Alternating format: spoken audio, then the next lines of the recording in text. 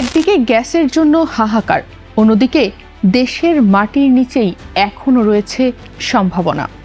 গ্যাসের অভাবে ব্যাহত হচ্ছে বিদ্যুৎ উৎপাদন, কমছে শিল্প কারখানার উৎপাদন, অনিশ্চয়তায় পড়ছে সার কারখানার উৎপাদনও।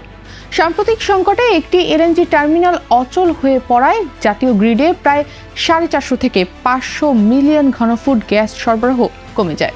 এর প্রভাব পড়ে বিদ্যুৎ উৎপাদনে।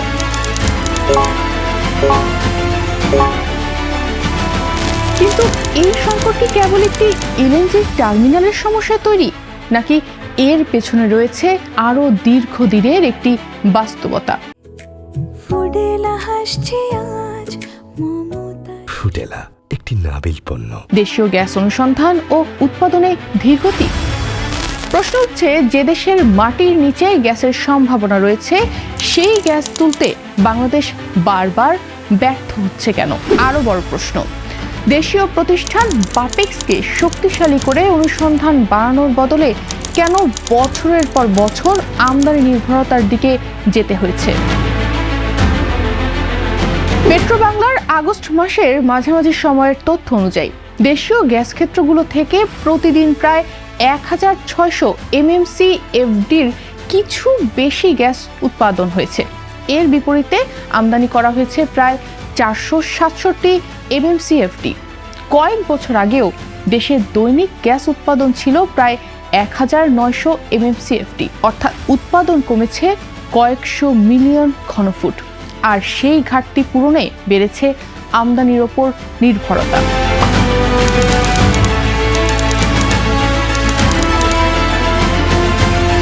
জ্বালানি বিশেষজ্ঞ অধ্যাপক তামিমের মতে, পুরনো গ্যাস ক্ষেত্রগুলোর উৎপাদন কমে যাওয়ায় প্রতি বছর গড়ে 100 থেকে 200 মিলিয়ন ঘনফুট গ্যাসের উৎপাদন কমছে।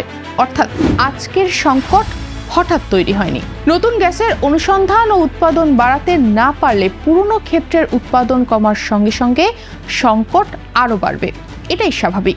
বাংলাদেশ এলএনজি আমদানি শুরু করে 2018 সালে। মহেশখালীতে বসানো হয় দুটি ভাসমান এলএনজি টার্মিনাল বা FSRU। দুটি টার্মিনালের সম্মিলিত রিগ্যাসিফিকেশন সক্ষমতা প্রায় 1100 MMCFD।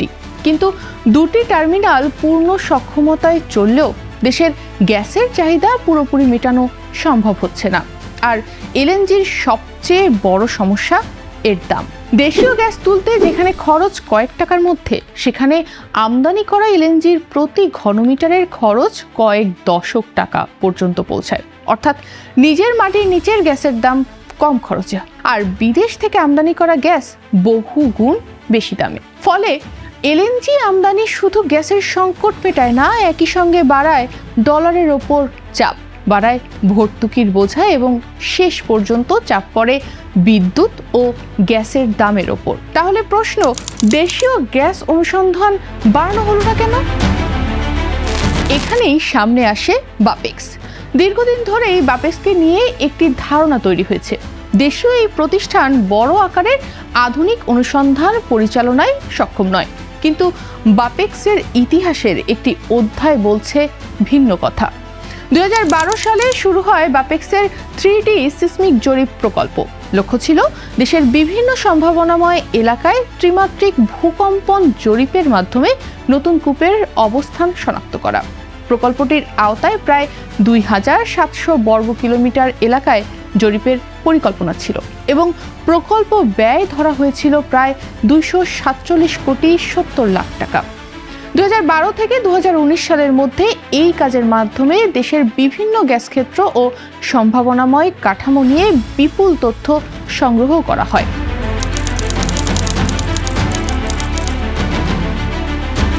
Shahbazpur east 1, Bhola north 2, Ilisha 1, Shahbazpur 6 ও 7, Bhola north 3, Sreekail east 1, Sreekail north 1, Sundarpur 2 ও 3, Begumganj 4 west, Mobarakpur south east 1 এবং ফেঞ্চুগঞ্জ সাউথ 1, এমন 13টি কূপের লোকেশন চিহ্নিত করার কথা উঠে এসেছে সংশ্লিষ্ট তথ্য ও বক্তব্যে। কিছু কূপে গ্যাস পাওয়া গেছে, কিছু এখনো খননের অপেক্ষায়। অর্থাৎ প্রশ্নটা শুধু বাপেক্স পারে কিনা তা নয়, প্রশ্ন হলো বাপেক্সকে ধারাবাহিকভাবে সেই সুযোগ দেওয়া হয়েছে কিনা। আরও গুরুত্বপূর্ণ বিষয় হলো বাপেক্সের 3D জরিপের ফল তৃতীয় পক্ষ হিসেবে আন্তর্জাতিক কোম্পানি স্লামবার্জারের মাধ্যমে মূল্যায়নের কথাও উঠে এসেছে। অভিযোগ ও পাল্টা বক্তব্যের বাইরে যে বিষয়টি গুরুত্বপূর্ণ, দেশীয় একটি প্রতিষ্ঠান নিজের জনবল ও প্রযুক্তি দিয়ে এমন একটি অনুসন্ধান সক্ষমতা তৈরি করেছিল যা নিয়ে পরবর্তীতে বিভিন্ন পর্যায়ে কাজও হয়েছে। তাহলে সেই সক্ষমতা কেন ধরে রাখা গেল না? এই প্রকল্পের ব্যয় ও সরঞ্জাম কেনাকাটা নিয়ে বিভিন্ন সময়ে অনিয়মের অভিযোগও প্রকাশ্যে আসে। প্রকল্পটির ব্যয় ছিল প্রায় 247 কোটি 70 লাখ টাকা। তবে পরবর্তী সময়ে পেট্রোবাংলার তদন্তে সরকারি ক্রয় নীতি অনুসরণ করে দরপত্রের মাধ্যমে কেনাকাটা ও অনিয়মের অভিযোগের বিষয়ে বিভিন্ন চিত্র পাওয়া যায়। অর্থাৎ অভিযোগ উঠেছিল, কিন্তু অভিযোগের সবটুকু তদন্তে সমর্থিত হয়েছে এমন নয়। এখানেই সাংবাদিকতার সবচেয়ে গুরুত্বপূর্ণ জায়গা। দুর্নীতির অভিযোগকে সত্য ধরে নেওয়া নয়, আবার অভিযোগকে উপেক্ষাও নয়, বরং প্রশ্ন, তদন্তের পর প্রকৃত সত্য কি ছিল। আর যদি একটি দেশীয় প্রযুক্তিগত সক্ষমতার বিরুদ্ধে ওঠা অভিযোগের বড় অংশই প্রমাণিত না হয়ে থাকে, তাহলে সেই সক্ষমতা কেন পরবর্তীতে ধরে রাখা হলো না?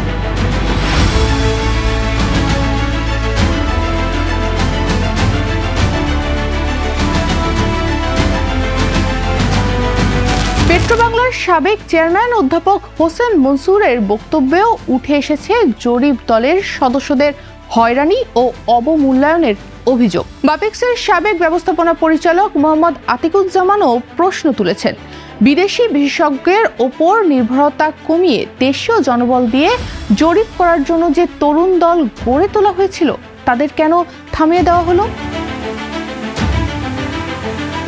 আরেকটি প্রশ্ন, টাকার অভাব কি বাপেক্সের অনুসন্ধানের পথে বাধা ছিল? 2008 সালে গঠন করা হয় গ্যাস উন্নয়ন তহবিল। উদ্দেশ্য ছিল গ্যাস অনুসন্ধান ও উৎপাদনে দেশীয় সক্ষমতা বাড়ানো। গ্যাস বিলের সঙ্গে যুক্ত অতিরিক্ত অর্থ থেকে এই তহবিলে বিপুল অর্থ জমার কথা ছিল, কিন্তু বিভিন্ন সময়ে দেখা গেছে তহবিলের বড় একটি অংশই পুরোপুরি ব্যবহারই করা হয়নি। টাকা ছিল, প্রতিষ্ঠান ছিল, শিক্ষিত জনবল ছিল, রিক ছিল, 3D সিসমিক প্রযুক্তিও এসেছিল। তাহলে প্রশ্ন হলো, অনুসন্ধানের গতি কেন বাড়ল না? এরপর আসে বাপেক্স বনাম বিদেশি আইওসি, কার হাতে অনুসন্ধানের দায়িত্ব থাকবে সেই বিতর্ক। বিদেশি কোম্পানি যুক্ত করলে প্রযুক্তি ও বিনিয়োগ আসতে পারে, এটি সত্য, কিন্তু প্রশ্ন হলো দেশীয় প্রতিষ্ঠানকে প্রয়োজনীয় অর্থ, প্রযুক্তি ও কাজের সুযোগ না দিয়ে তাকে অক্ষম ঘোষণা করা কতটা যৌক্তিক? বাংলাদেশে গড়ে 3টি কূপ খনন করলে একটি গ্যাস ক্ষেত্র পাওয়ার নজিরের কথাও বিশেষজ্ঞরা তুলে ধরেছেন। বিশ্বের গড়ের তুলনায় এই সাফল্যের হার খারাপ নয়। তাহলে অনুসন্ধানের গতি আরো বাড়ানো হলো না কেন? দেশের ভেতরে এই সম্ভাবনার আরেকটি উদাহরণ ভোলায় একাধিক গ্যাস ক্ষেত্র আবিষ্কৃত হলেও সেই গ্যাস জাতীয় গ্রিডে পুরোপুরি কাজে লাগানো এখনো বড় চ্যালেঞ্জ। প্রস্তাব এসেছে ভোলার গ্যাস দিয়ে স্থানীয়ভাবে বিদ্যুৎ উৎপাদন করে জাতীয় গ্রিডে সরবরাহ করা যায় কিনা। এতে ঢাকায় বিদ্যুৎ উৎপাদনে ব্যাহত কিছু গ্যাস শিল্প কারখানায় সরিয়ে দেওয়া সম্ভব হতে পারে। অর্থাৎ কম খরচে স্থানীয় গ্যাস ব্যবহার করে একদিকে বিদ্যুৎ উৎপাদন, অন্যদিকে শিল্পে গ্যাস সরবরাহ বাড়ানোর সুযোগ তৈরি হতে পারে। প্রশ্ন, এ ধরনের সমাধান দ্রুত বাস্তবায়ন হচ্ছে না কেন? তবে সবচেয়ে বড় সম্ভাবনা হয়তো দেশের সমুদ্র সীমায়। বাংলাদেশের সমুদ্র সীমা নির্ধারণের পর বঙ্গোপসাগরে তেল গ্যাসের বড় সম্ভাবনার কথা বলা হয়েছিল, কিন্তু বাস্তবে অফশোর অনুসন্ধান এখনো কাঙ্ক্ষিত গতিতে এগোয়নি। বাংলাদেশ এবার 26টি অফশোর ব্লকে অনুসন্ধানের জন্য আন্তর্জাতিক দরপত্র আহ্বান করেছে। 15টি গভীর সমুদ্র এবং 11টি অগভীর সমুদ্র ব্লক। 5টি বিদেশি কোম্পানি ডাটা প্যাকেজ কিনেছে। আগের দরপত্রে কয়েকটি কোম্পানি ডাটা নিলেও শেষ পর্যন্ত দরপত্র জমা দেয়নি। এবার শর্তে পরিবর্তন আনা হয়েছে। কিন্তু এখানেও প্রশ্ন, আগের দরপত্রে কেন আগ্রহী কোম্পানিগুলো শেষ পর্যন্ত অংশই নেয়নি? আরেকটি বিষয় এখন সামাজিক যোগাযোগ মাধ্যমে আলোচনায়। স্ল্যান্ট বা ডিরেকশনাল ড্রিলিং করে বাংলাদেশের সমুদ্র সীমার গ্যাস অন্যদিকে সরিয়ে নেওয়া হচ্ছে কিনা এমন দাবি ছড়িয়েছে বিভিন্ন মাধ্যমে, কিন্তু এখন পর্যন্ত এর দাবির পক্ষে সংশ্লিষ্ট কর্তৃপক্ষ বা স্বাধীন নির্ভরযোগ্য কারিগরি প্রমাণ নেই, তাই এটিকে সত্য হিসেবে বলা যাবে না। তবে অভিযোগটি যেহেতু জাতীয় সম্পদ ও সমুদ্র সীমার সঙ্গে সম্পর্কিত, তাই প্রশ্নটির উত্তরও হওয়া উচিত বৈজ্ঞানিকভাবে। সিসমিক ডাটা, ভূতাত্ত্বিক বিশ্লেষণ, কূপের উৎপাদন তথ্য এবং প্রয়োজনে স্বাধীন আন্তর্জাতিক কারিগরি তদন্ত, এসবের মাধ্যমে নির্ধারণ করা সম্ভব এমন কোনো ঘটনা আদৌ ঘটছে কিনা।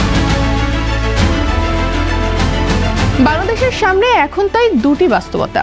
একদিকে তাৎক্ষণিক সংকট, গ্যাস নেই, বিদ্যুৎ উৎপাদন ব্যাহত, শিল্পে উৎপাদন কমছে। অন্যদিকে দীর্ঘমেয়াদী প্রশ্ন, নিজের গ্যাসের অনুসন্ধান ও উৎপাদন কেন ধারাবাহিকভাবে বাড়ানো গেল না? এলএনজি আমদানি প্রয়োজন হতে পারে, কিন্তু এলএনজি কোনো স্থায়ী বিকল্প নয়। নতুন অফশোর কূপ খনন করলেও আগামীকালই গ্যাস পাওয়া যাবে না। অনুসন্ধান, আবিষ্কার, মূল্যায়ন এবং উৎপাদনে যেতে কয়েক বছর সময় লাগতে পারে। তাই আজকের সংকট মোকাবেলায় ভোলার গ্যাস কাজে লাগানো, বিদ্যুৎ আমদানি, নবায়নযোগ্য জ্বালানিতে বিনিয়োগ এবং বিদ্যুৎ উৎপাদনে বিকল্প জ্বালানি ব্যবহারের পাশাপাশি স্থলভাগের সম্ভাবনাময় কাঠামোতে দ্রুত অনুসন্ধান জরুরি। আর দীর্ঘমেয়াদে দরকার একটি ধারাবাহিক জাতীয় জ্বালানি নীতি। বাপেক্সকে রাজনৈতিক ও প্রশাসনিক প্রভাবের বাইরে এনে পেশাদার প্রতিষ্ঠান হিসেবে গড়ে তোলা দরকার। গ্যাস উন্নয়ন তহবিলের অর্থ অনুসন্ধানে কার্যকরভাবে ব্যবহার করতে হবে। দেশীয় বিশেষজ্ঞদের ধরে রাখতে হবে। আর যে 3D সিসমিক সক্ষমতা একসময় তৈরি হয়েছিল, সেটিকে আরও আধুনিক করে পুনর্গঠন করতে হবে।